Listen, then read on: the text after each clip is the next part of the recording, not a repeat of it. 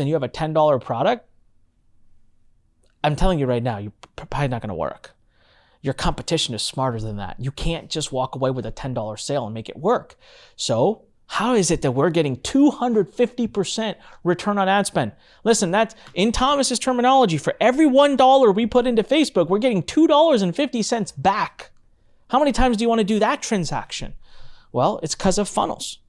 Just recently, Thomas, we just did a test, and this data will follow its way into our program, where we played with just the bump offer, and we doubled the revenue from that offer.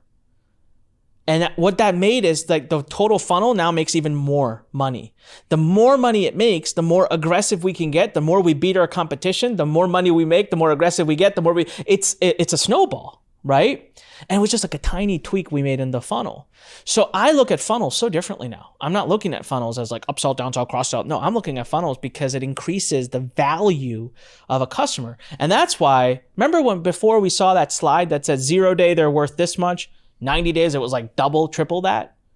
It's because in that 90 days, they've been going through our funnel and we keep refining that. Now that sounds like a lot of work, and you might be thinking, oh, gosh, where am I gonna, this is what a funnel for a low ticket product should look like.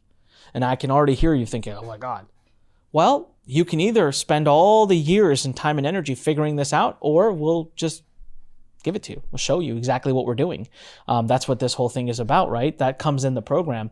And just so you understand, even if you do not want to build your own products, even if you saw that funnel and you're like, I want nothing to do with that funnel. Well, even if you're an affiliate, wouldn't it be nice so that you can pick the offers that have the best funnel so that you as an affiliate make the most money? It's a really, really important key part.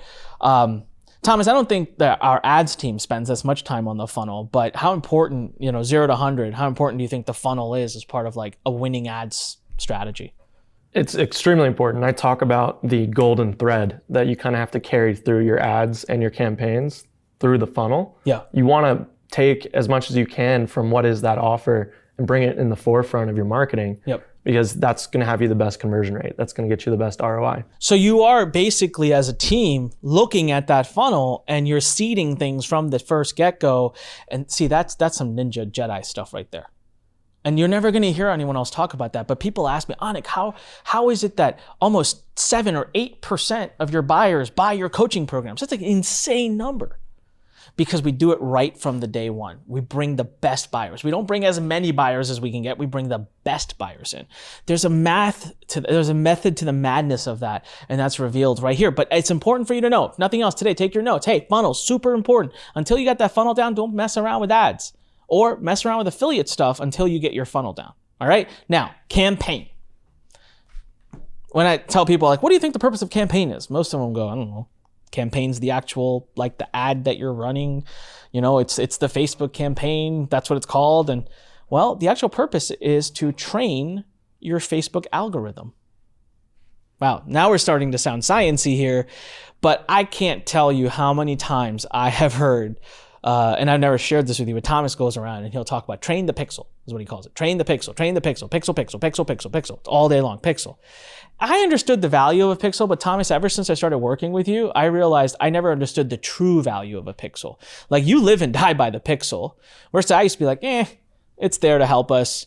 But now I'm noticing, like, there are times where you're obsessed about which pixel, right? And so just for anyone who's wondering what the heck is a pixel, pixel is a little thing, invisible code, sits on your page, and it communicates back to Facebook. So if someone lands on your page, Facebook knows which account it was, who landed on the page. If they opt in, give you their email address, Facebook knows who it was. If they buy something, Facebook knows. And so you train your pixel with all of these transactions, which in turn trains the algorithm, right? But here's the thing. People will go out. I love this. People go out and they just run campaigns. Oh, optimize for clicks, optimize for views, optimize for purchase. They don't even have any purchases in the system yet. But you are very methodical about it. So you have an awareness campaign, consideration campaign, conversions campaign, just real high level. Can you talk about, like, what are these three? Yeah, so it's different stages that your customer could be in, right? The awareness is they don't know who you are, so you're introducing yourself to that person.